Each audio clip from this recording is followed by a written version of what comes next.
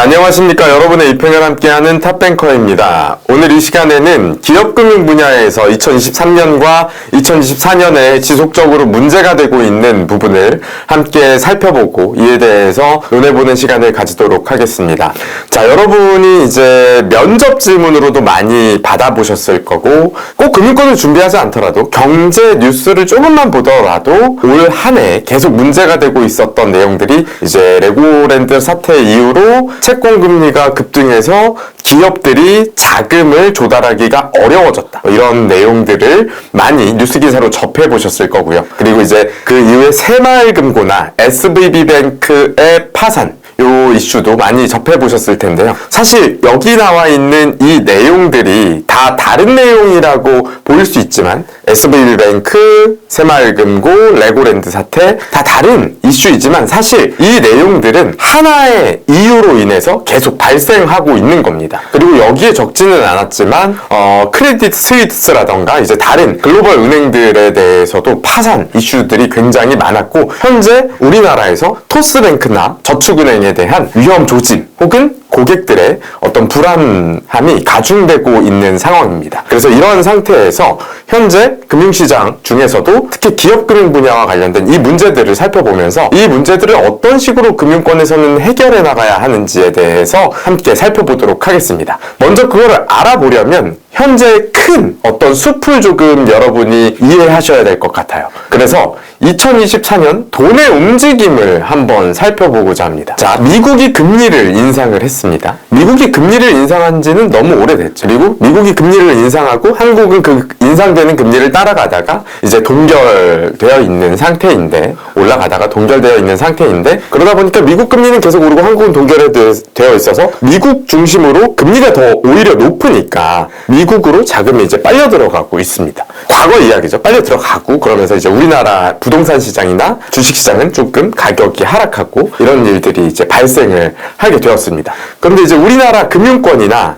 우리나라에서 대부분 많이 기업금융 분야에서 한 축을 담당하는 것이 부동산 건설업인데 이 건설업이라는 것이 과거에 코로나 이후에 이제 주택 수요 집에 오래 있으니까 이 주택 수요가 급증하고 집을 더 넓히고 싶고 좋은 집에 살고 싶고 막 인테리어도 하고 그러다 보니까 부동산 분야에 이제 자산 가격이 올라가고 금융권에서도 부동산 개발에 대한 자금을 많이 이제 공급을 하게 됩니다. 그런 걸 이제 조금 어려운 말로 부동산 PF라고 하는데 이 부동산 PF가 과거에 이제 코로나 이후에 부동산 시장이 화랑일 때 너도 나도 뛰어들어서 부동산 개발을 하고 그땐 저금리였으니까 거기까지는 좋았는데 미국이 금리 인상하니까 이제 부동산 가격은 금리 인상하면서 좀 빠졌는데 야, 자금 조달의 금리는 계속 올라가네? 이거 조금 사업성이 안 나오는데? 이런 사업체들이, 이런 건설 업체들이 이제 생기게 되는 거죠. 그래서 부동산 PF라는 부분에 부실화가 생기게 됩니다. 그럼 부동산 개발하던 게 부실화되니까 그 건설 업체의 부실화로 이어지고 그 건설 업체의 부실화가 다시 그걸 뭐 보증이나 대출해줬던 금융권의 부실로 이어지고 있는 상황입니다. 자, 그래서 여기 이제 PF 부실화 이후에 레고랜드 사태에 대해서 살펴보면 레고랜드 사태에 대한 그 발생 경위와 이유를 먼저 간략하게 짚고 넘어가 보도록 하겠습니다. 이따 더 자세히 볼 건데요. 자, 강원도가 레고랜드를 개발하다가 이것도 부동산 PF죠. 레고랜드, 에버랜드처럼 레고랜드 강원도를 만들겠다. 그래서 강원도 중도개발공사라는 걸 만들어가지고 거기를 개발하는데 거기에서 유적지가 나와서 부동산 개발이 늦어지게 되고 그동안은 저금리여서 버틸만 했는데 이제 금리가 인상되니까 못 버티겠다 싶으니까 강원도가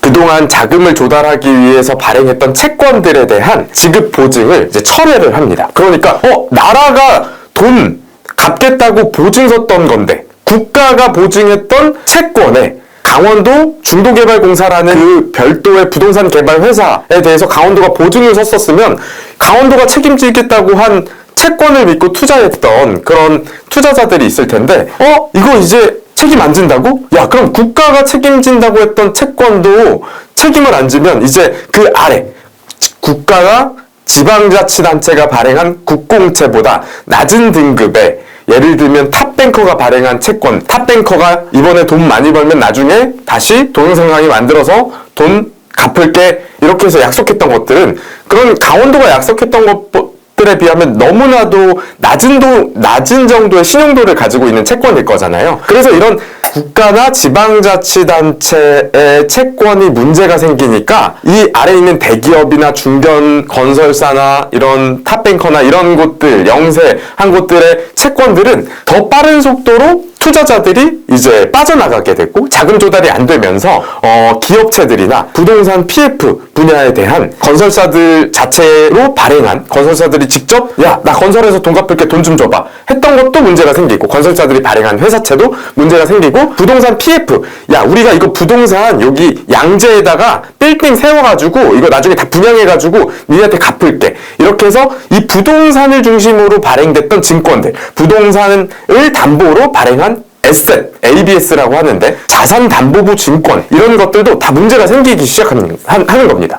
건설사도 문제가 생기고 부동산 PF 분야도 건설사들이 개발하고 있던 그런 부동산 PF 분야도 그 자체적으로도 문제가 생기고 그러니까 이게 연쇄적으로 부동산 PF의 부실이 건설사의 부실로 이어지고 그러고 있는 와중에 레고랜드가 채권 조달 금리를 급등시켜준 거죠.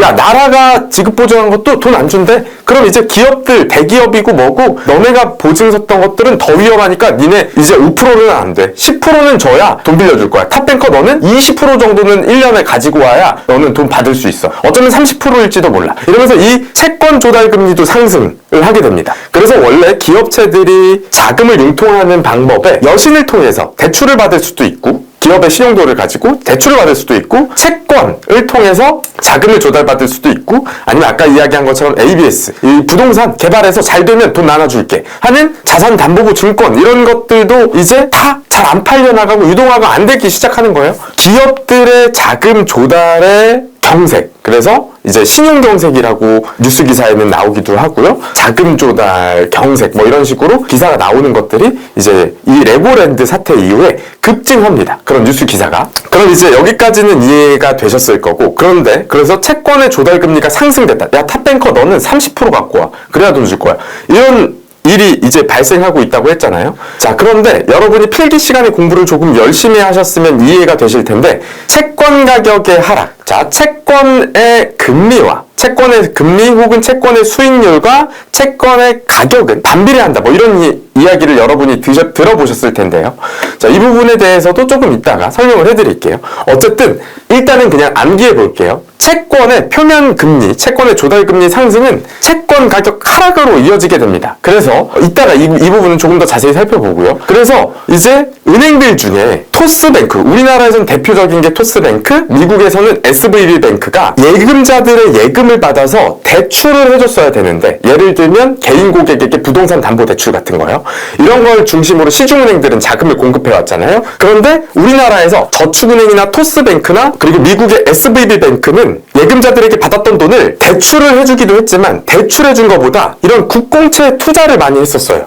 그래서 마치 은행인데 자산운용사, 증권사처럼 투자를 직접 했다고요. 투자금융회사처럼. 그러다 보니까 채권 가격이 하락을 합니다. 가지고 있던 채권의 가격이 하락을 합니다. 그러다 보니까 은행의 건전성을 말하는 평가하는 대표적인 지표가 BIS 비율이라는 게 있습니다. 은행의 이 건전성 비율을 측정하는 대표적인 지표가 BIS 비율인데 이 BIS 비율이 낮아지게 됩니다. 그래서 이제 국제적으로 야, 고객한테 100만 원 빌려줬으면 100만 원 중에 8만 원은 예금자들이 찾아갈 수도 있고 너는 유동성 관리를 위해서 가지고 있어야 돼. 그런데 이 100만 원 빌려줬으면 8만 원은 너 호주머니 갖고 있어라. 이게 BIS 비율인데 이 BIS 비율이 원래 8%가 기준인데 우리나라 은행들은 대부분 10%를 넘어갑니다. 그래서 안전한 수준인데 이게 하락하게 되겠죠. 가지고 있던 이 본인들의 자산 가치가 하락하게 되면서 위험 자산 대비 자산의 보유 비중을 말하는 은행의 자산 건전성 비율 이따 더 자세하게 살펴볼게요. 이 BIS 비율이 하락하고 그러면서 은행 야 니네도 이제 부실돼서 은행 너네도 큰일 나는 거 아니냐? 이런 위험성이 커지면서 미국에서 이제 채권 투자를 많이 했던 SVB뱅크가 파산을 한 거고 우리나라에서는 그로 인해서 이제 그 새마을금고가 부동산 PF 분야에 자금을 많이 조달해줬던 새마을금고가 부실화가 된 겁니다. 자, 그래서 이 금융권에 요즘에 문제가 생기는 이유는 그 은행 자체가 채권에 투자를 너무 많이 했거나 아니면 부동산 PF 분야에 자금 공급을 너무 많이 했거나 이런 경우에 그 위험이 금융권으로 전이되고 있는 것이 현재의 문제 상황이라고 보시면 되고, 그래서 여러 은행들에 대한 어떤 건전성의 문제나 도산의 문제, 파산의 문제, 뱅크런의 이슈가 발생하고 있는 거라고 생각하시면 되겠습니다.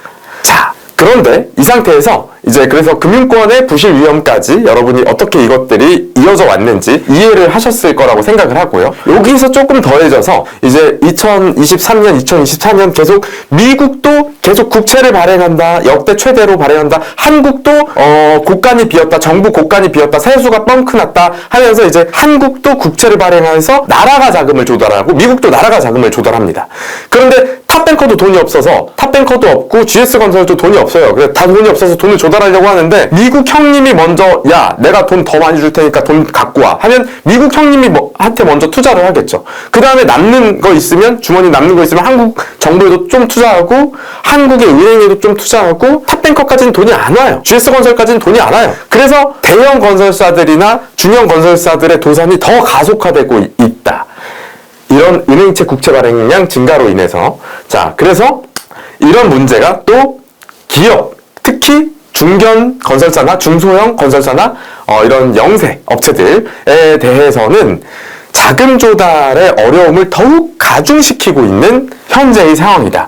그래서 미국 금리 인상부터 여기로 이어지는 큰 그림을 우선은 대체적으로 이해를 하셔야 서술을 하거나 PT를 하거나 면접에서 답변을 하실 수가 있습니다. 자, 우리은행에서는 이런 질문을 많이 했어요. 2023년도에 인성 면접에서, 역량 면접에서, 직무 인성 면접에서 시중은행 혹은 우리은행은 BIS 비율이 어느 정도나 되냐, 그리고 BIS 비율이 낮아지고 있는데 이게 왜 낮아지고 있는 거냐, 시중은행은 뱅크런 위험이 있냐 없냐, 이런 질문이요.